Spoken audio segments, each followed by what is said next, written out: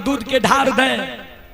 लक्षण संकल्प ले लेके जा तक कारू भैया के पूजा नहीं करबे ता तक भोजन नहीं करबे। 6 महीना कारू बाबा के मरल भेले। 6 महीना से छोटका भाई लक्षण कारू बाबा के पूजा कईने आब रहले है। ओने यादव वंश में कारू बाबा से बोर भाई महीनाथ जे काशी में पढ़ के ज्योतिष पंडित विद्वान बनले रहे, आचार्य कहने रहे, समाज के लोग पंडित के उपाधि दिल के रहे।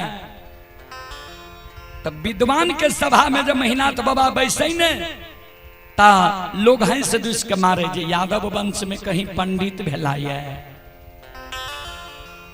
वह वंश में लक्षण भूत के पूजा करे लगले, सारा के पूजा करे लगले, मिट्टी के पूजा करे लगले। ता ब्राह्मण बाबा सब मन में सोचे जय वंश में काशी के पढ़ल पंडित ज्योतिष विद्वान आचार्य वही वंश में भूत की पूजा होता है।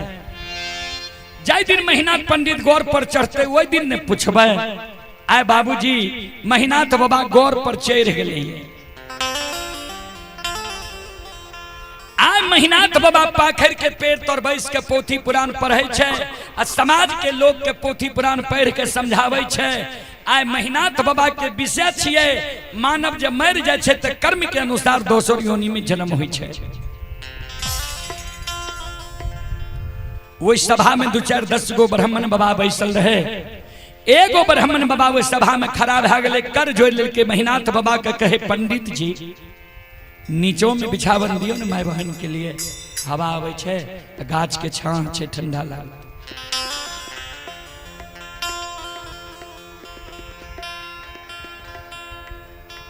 ता महीनाथ बाबा पाखर के पेड़ तर बैस के अब पोथी पुराण पढ़े छे, समाज के लोग के पोथी पुराण पढ़ के समझावे छे।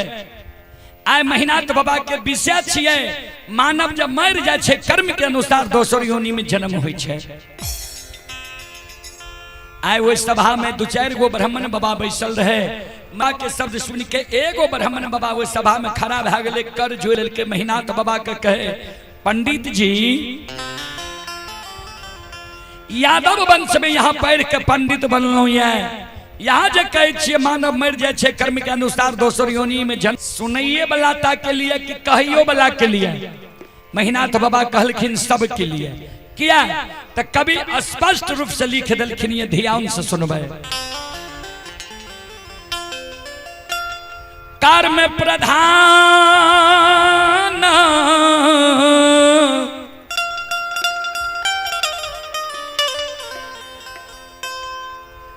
बीश्वर चिराखा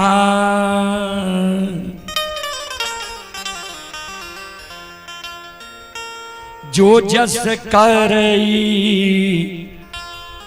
तास फल चाखा।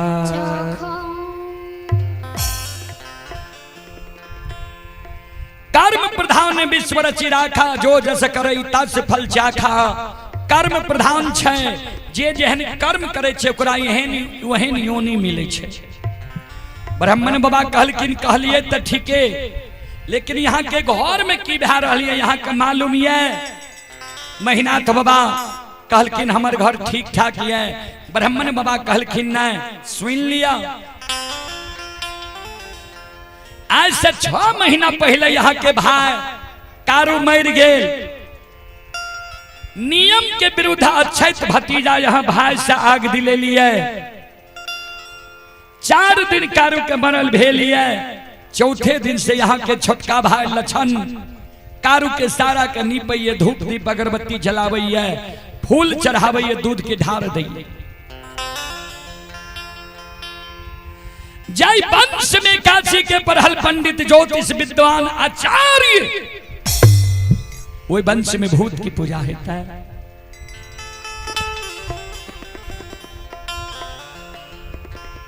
बाबूजी कोई भी वक्ता के जब मुहा मुही कोनो जवाब क्या दियो ने तत्काल के लिए कथा रुक जाए छे। कथा भंग भ गेले। महीनाथ बाबा मन में सोचल के आब लक्षण के समझावे ले पड़ते। लक्षण के जन नहीं समझेबे तो लोग हमरा विद्वान के सभा में है सिदिश के मारा।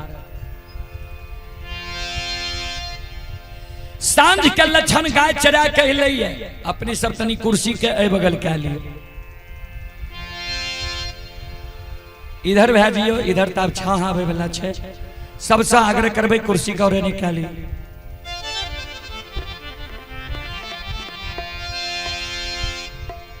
संत शिरोमणि त्रोदा बंधु मावहन बाबू भैया सब चले पुरस्कार की ओर। आप हैं घनश्याम यादव, कपड़ा दुकान राजनपुर। घनश्याम यादव कपड़ा दुकान राजनपुर की ओर से श्रद्धा की तात बड़ी उदार दिल से 51 रुपए की पुरस्कार आए हैं। और कृष्णा फ्लावर डेकोरेशन कचहरी चौक सहरसा श्रद्धालु की ओर से प्रोपराइटर प्रहलाद राज, श्रद्धालु की ओर से 51 रुपए की पुरस्कार आए हैं। श्रद्धालु का कहना है हमारे यहाँ स्टेज मरबा मूविंग स्टेज सजावट के लिए संपर्क करें। मोबाइल नंबर है 6204108196।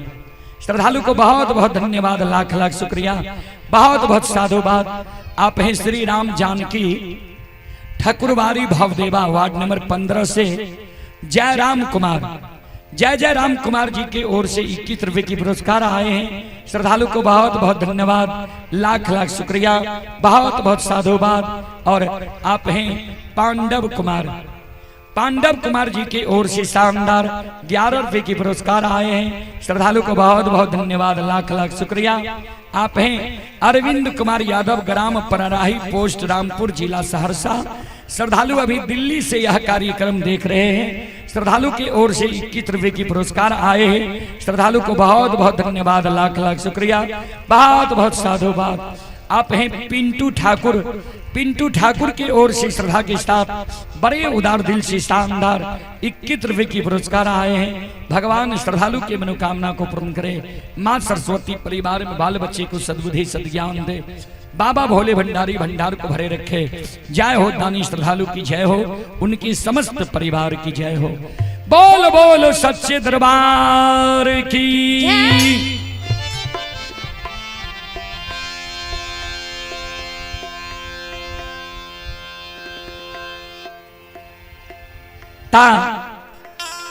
साँझ का महीना तो बाबा पहुंच गए। लाठा बथान पर लछन लग, लछन के बोला के बगल में बैसाल। लछन के समझावे छोटका भाई के लछन हो, सुने छिए तू कारू के पूजा करे छो, नाम जपे छो, जहां बैसे छो कारुए के चर्चा करे छो।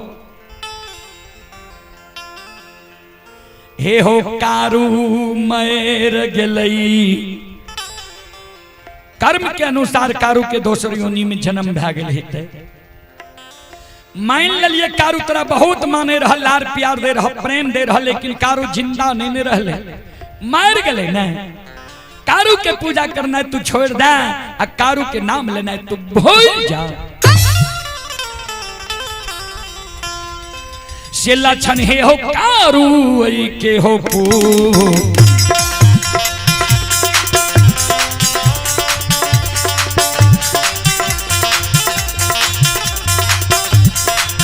पूजा हो।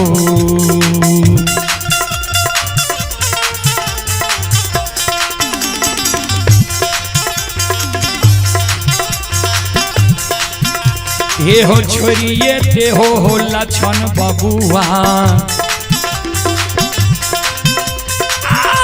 लछन महापुरा।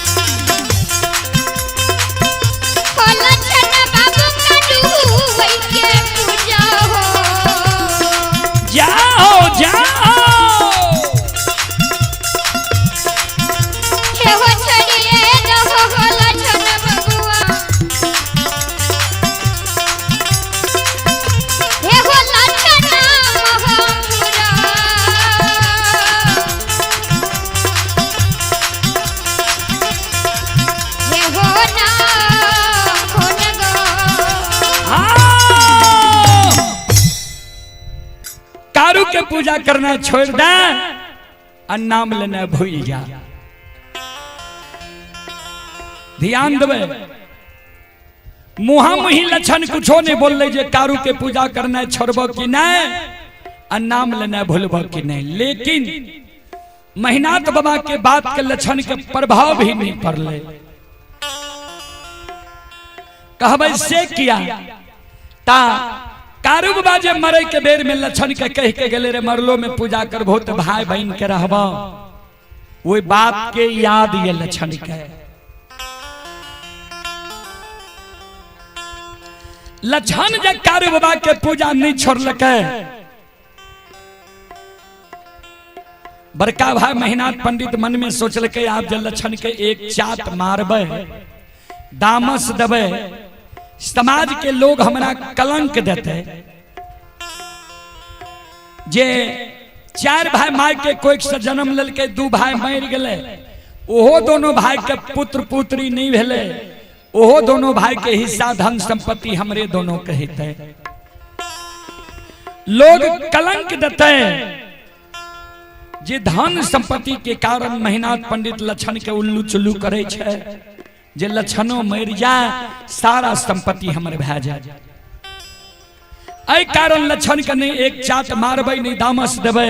सबसे बड़ो समाज होय छे, समाज के मरर मंजन प्रमुख लोग के बुला ले छिए आ कहबे लक्षण के बुझा दियो समझा दियो जे नहीं कारू के पूजा करे, नहीं कारू के नाम ले, नहीं कारू के चर्चा करे।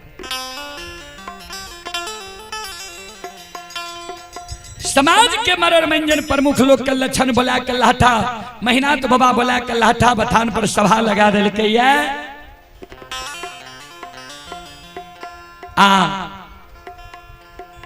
समाज के लोग महिनाथ बाबा से पूछे, पंडित जी कौन कारण समाज के बोले लिए ये?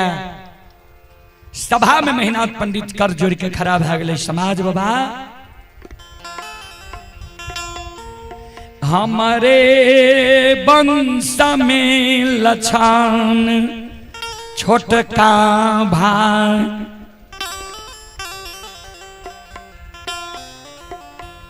कुकाठ जन्म गेले, जे कारू मर गले, जे कारू के जला के धुआं आसमान उड़ेलिए, वही कारू के पूजा लक्षणा करिए, नाम जपइए। यहां सब लक्षणा के बुझा दियो समझा दियो जे कारू के पूजा नहीं करे, नहीं कारू के नाम ले, नहीं कारू की चर्चा।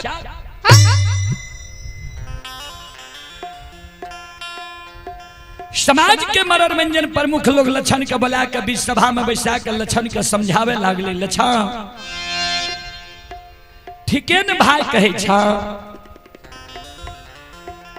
हे हो कारू मर गए, कर्म के अनुसार कारू के दोसर योनि में जन्म भा गए हेते, तू जे कारू के पूजा करे छो, नाम जपे छो, अच्छा नहीं हो छा। कारू के पूजा करना छोड़ दे और नाम लेना तू भूल जा। श्रोता बंधु, समाज के लोग के शब्द महिनाथ बाबा सुन लके तो महिनाथ बाबा उन्हें से दबाव दे। समाज बाबा ठीक से दुश्मन का समझा दियो, हम दुश्मन का समझलिए, हमार बात नहीं मान लके, तब हम समाज का बोले लो दुश्मन के समझावे के लिए।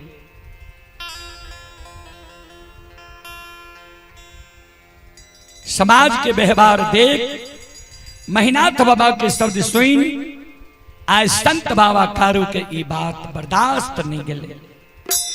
6 महीना कारू बाबा का मरल भेले, आज संत बाबा कारू वही सभा के बीच में माया का विस्तार कर दिल के। लक्षण जे वही सभा में बैसल रहे, लक्षण के अंग में कारू बाबा समा गए, लक्षण के द्वारा सभा में खड़ा भा गए, हाथ से ताली बजावे लागले, शिव रानी के दोहाई दिए लागले, हारा हारा महादेव।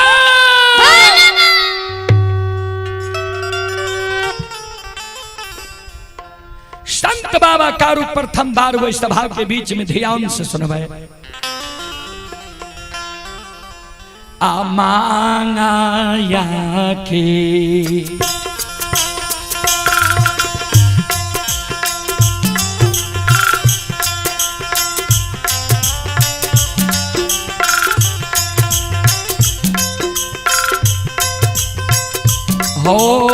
बैरागी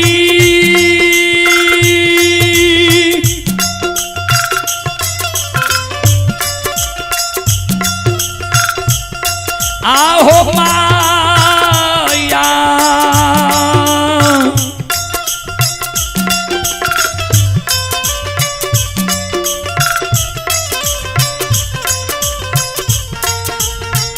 या खेलीला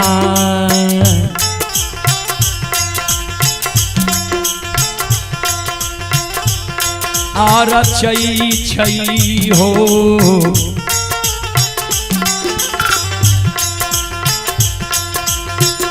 कारो बाबा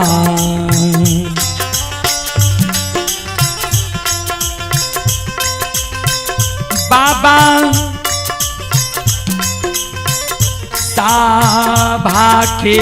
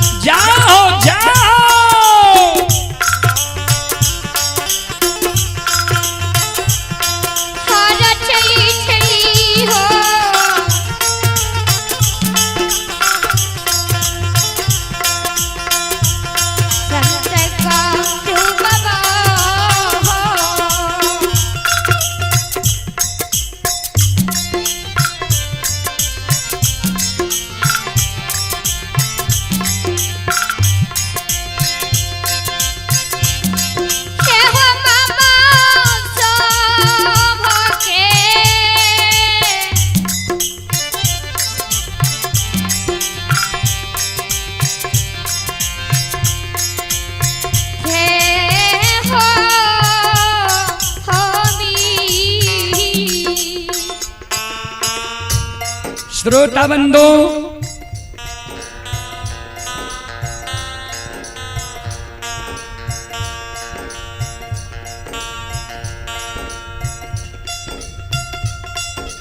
ध्यान देवे अपने ए बगल चलिए कुर्सी लेके पाछान से बगल चलिए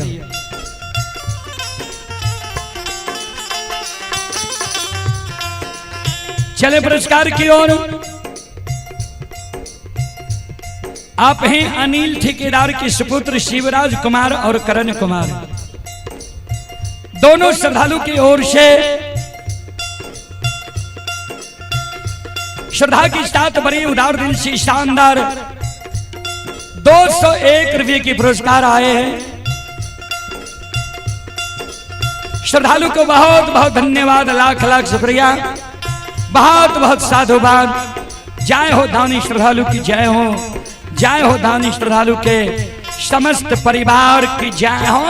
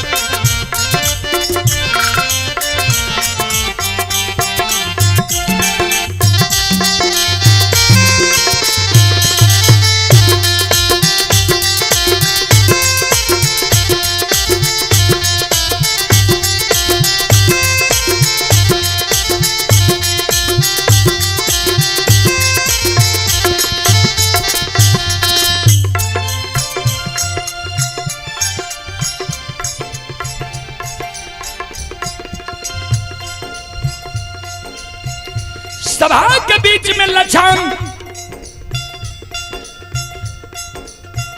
हाथ से जे ताली बजावे लागले, शिवरानी के दोहाई दिए लागले।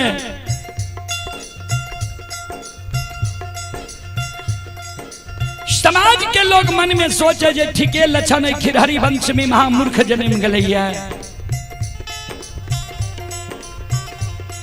देखते महीनाथ पंडित समाज के बोलल के जे लक्षण के समझा दह।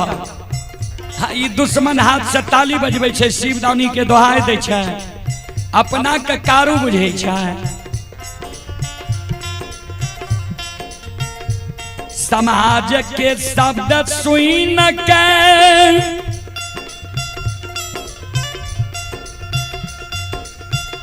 लक्षण के व्यवहार देख के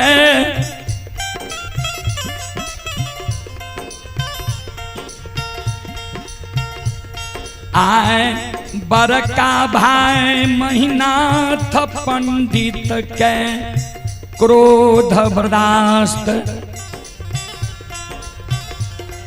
नहीं गेलैया। आय महीनाथ बाबा के क्रोध बर्दाश्त नहीं गेले। महीनाथ बाबा वो सभा में कर जोड़ के खड़ा भा गए। हो समाज बाबा,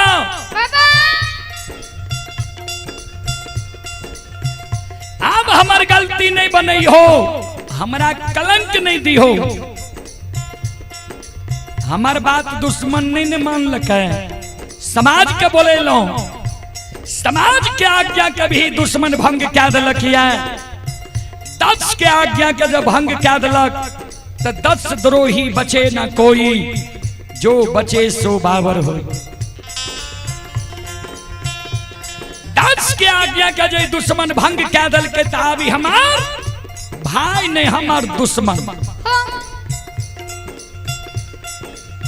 भाई। हमार तब जब कारू के पूजा करना छोड़ दिए और नाम लेना भूल जाए। हो समाज बाबा, 7 दिन के समय आए दुश्मन लक्षणा के हम दै छियै। 7 दिन के अंदर जब लक्षणा कारू के पूजा छोड़ देते, नाम लेना भूल जेते, तब ते हमर भाई नहीं तो हमर दुश्मन। 7 दिन के अंदर जब लक्षणा कारू के पूजा नहीं छोड़ता है, 8वें दिन दुश्मन के लिए हम जल्लाद बन के खड़ा है। 7 दिन के अंदर जब लक्षणा कारू के पूजा नहीं छोड़ता है तो 8वें दिन 7 गो गाछ चंदन छे पोखर के महार पर, 7 गाछ चंदन के कटवा देवे, चेला चिरवा देवे। अघनुआ लार के ढेरी के तरह सड़ा घाट पर चंदन के चेला के ढेर लगवा देवे।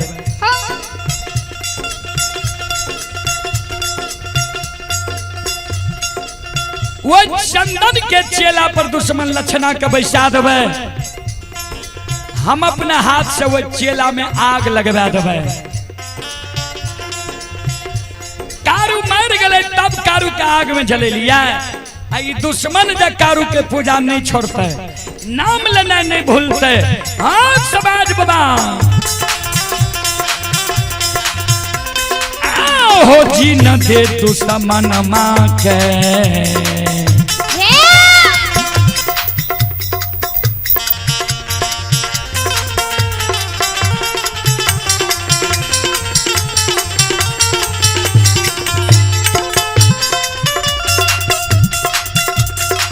हो समाज बाबा जी न दे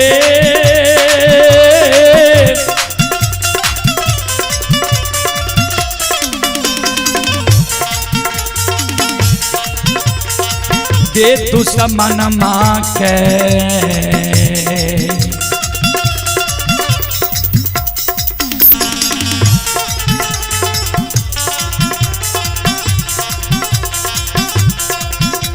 आहो आग में जला के बाबू सा देवई का गाना हो।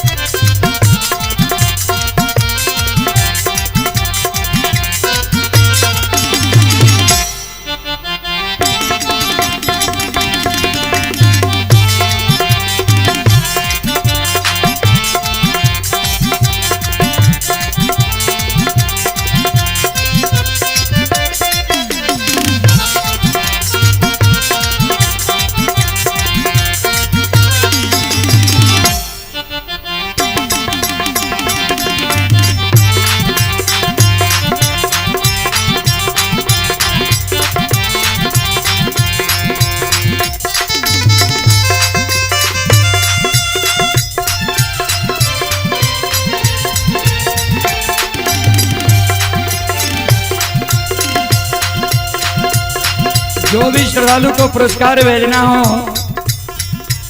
आप लोग कमेंट कर रहे हैं कि सर पुरस्कार कैसे जाएगा, तो स्कैनर लगा हुआ है, उससे भी आप पुरस्कार भेज सकते हैं, या हमारे पेज पर जाकर प्रत्येक वीडियो में मेरा कॉन्टैक्ट नंबर है, वही फोन पे नंबर है, उस पर भी आप लोग भेज सकते हैं।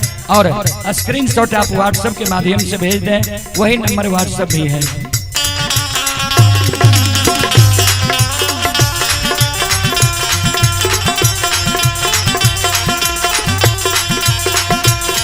ये सुनो सुनो सुन भैया सुन भई,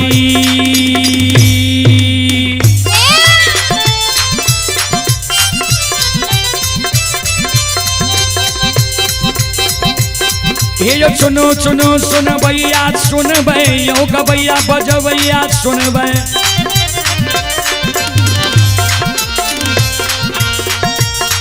आइए माँ बहना घोग सम के सुन भै,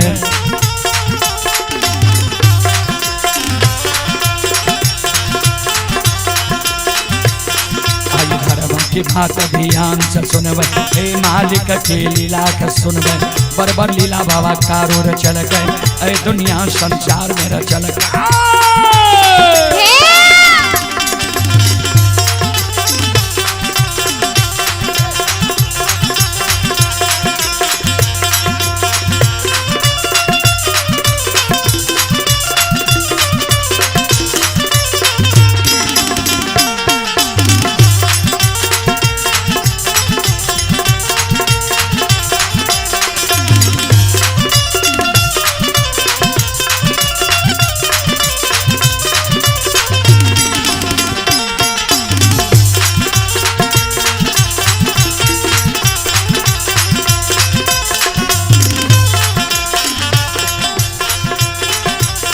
हे भाग के बेर भगवती के सुमरा,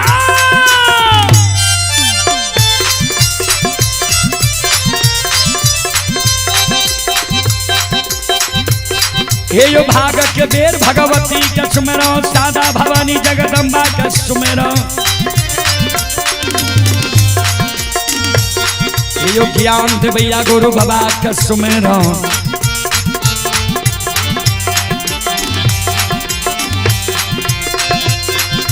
विद्या के दाता सरस्वती के सुमरो, गौरी के पुत्र गणेश के सुमरो, उमापति यो महादेव के सुमरो, हरे यो वीर पवन सुत के सुमरो, दुर्गा काली महाकाली के सुमरो, सभा के बीच धर्मराज के सुमरो।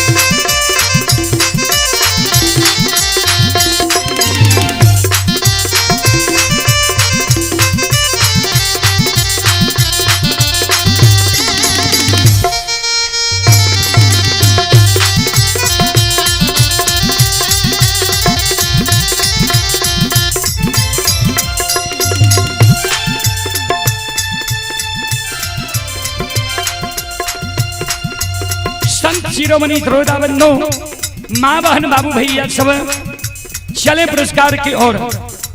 आप हैं हमारे डॉक्टर साहब दिनेश बाबू, डॉक्टर दिनेश पशु सेवा, ग्राम पंचायत घोगसम, थाना सिमरी बख्तियारपुर, जिला सहरसा। हमारे डॉक्टर साहब दिनेश बाबू लगभग मेरा प्रत्येक वीडियो को देखता है